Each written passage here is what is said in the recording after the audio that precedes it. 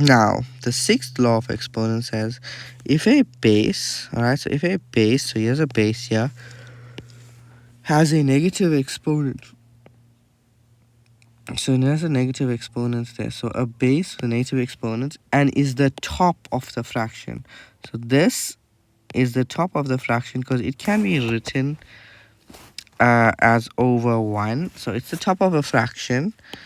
Then move it to the bottom because it was on the top. Move it to the bottom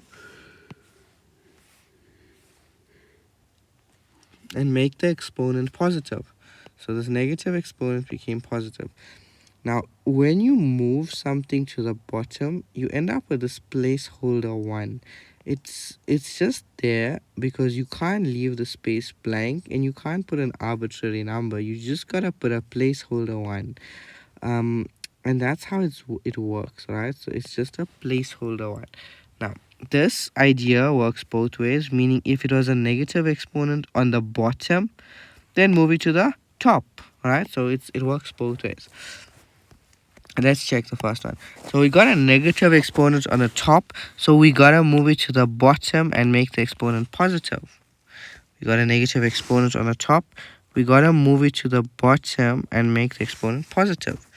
You got a negative exponent on the top, you gotta move it to the bottom and make the exponent positive. All right, this one. Now we have a negative exponent at the bottom, so we bring it to the top and make the exponent positive. Well, now we got a negative exponent at the top, so when you bring it to the bottom, there is a bottom here, so it's 2 over 3x squared. So it just went down and became positive over here. So now in this one, the 4 is fine, it's okay. The a has a positive exponent, so leave it alone. The negative 5 has a negative exponent, so it comes to the top and become positive. Then for this one, now the x needs to go to the bottom to become positive and the y needs to go to the top, so it's going to be y squared over x cubed. For this one, the 2 is fine, but the x has a negative exponent, so it's going to go to the bottom. And for the last one, alright, let's start with our fraction line. So this negative 2 needs to move it down, and this negative 1 needs to go to the top. So the 3 is fine, the b cubed is fine, the c has to come up, and the a has to go down.